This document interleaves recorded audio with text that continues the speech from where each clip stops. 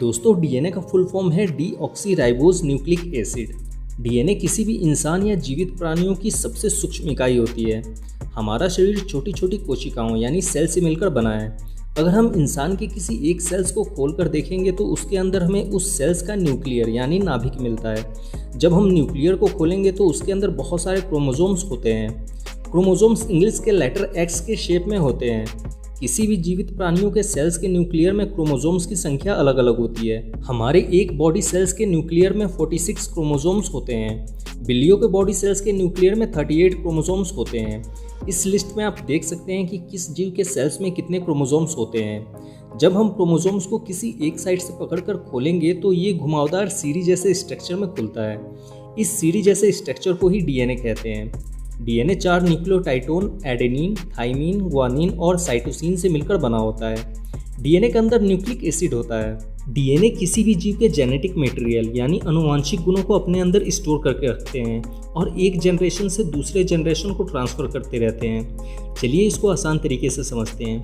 ये जो आप क्रोमोसोम देख रहे हैं ये एक जोड़ी क्रोमोसोम है, यानी 2 क्रोमोसोम मिलकर एक्स शेप के एक जोड़ी क्रोमोसोम्स बनाते हैं।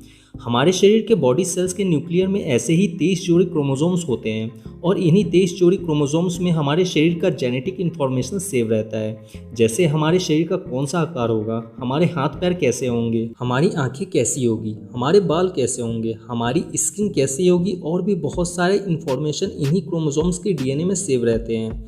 जब कोई बच्चा अपनी माँ के पेट में होता है तब इन्हीं क्रोमोसोम्स के डीएनए में सेव जेनेटिक इन्फॉर्मेशन की वजह से ही उस बच्चे को उसके शरीर का सही आकार मिलता है। हर क्रोमोसोम्स में हमारे शरीर का अलग अलग इन्फॉर्मेशन सेव रहता है। जैसे इन 23 जोड़ी क्रोमोसोम्स में से किसी के पास हाथ का इन्फॉर्मेशन सेव रहता है, जैसे हाथ को कौन सा आकार देना है। किसी के पास पैर का इन्फॉर्मेशन सेव रहता है तो वहीं किसी क्रोमोसोम्स के पास आंखों का इन्फॉर्मेशन सेव रहता है। इस तरह से हर क्रोमोसोम्स के पास शरीर का कोई ना कोई इन्फॉर्मेशन सेव रहता है। यही कारण है कि माँ बाप का शरीर जैसा होता है वही उनके बच्चों को भी मिलता है। जैसे अगर किसी इंसान की हाइट छोटी है या फिर उसकी आंखें नीली है या उसे कोई बीमारी है तो बहुत ज़्यादा चांस है कि ये सभी गुण या बीमारी उसके बच्चों को भी मिलेगा। इसे ही जेनेटिक प्रॉब्लम या जेनेटिक डिसऑर्डर कहते हैं।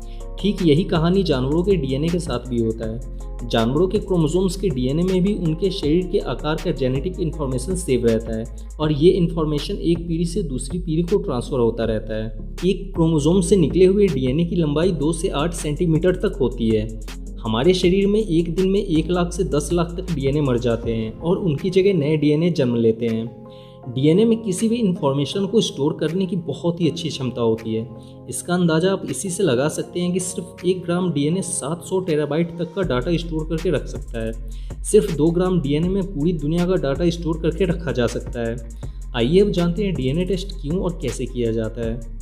हर इंसान के डीएनए में अलग अलग इन्फॉर्मेशन सेव होता है, यानी किसी 2 इंसान का डीएनए एक जैसा नहीं होता है। किसी बच्चे का डीएनए उसके माता पिता दोनों से मिलकर बना होता है, इसलिए बच्चों के डीएनए में माता और पिता दोनों के गुण होते हैं। बच्चों का डीएनए टेस्ट उनके असली माता पिता के बारे में जानने के लिए किया जाता है, इसलिए डीएनए टेस्ट के द्वारा संबंधों का पता लगाया जाता है। कभी कभी आपराधिक मामलों में भी डीएनए टेस्ट किया जाता है ताकि असली इंसान को पहचाना जा सके।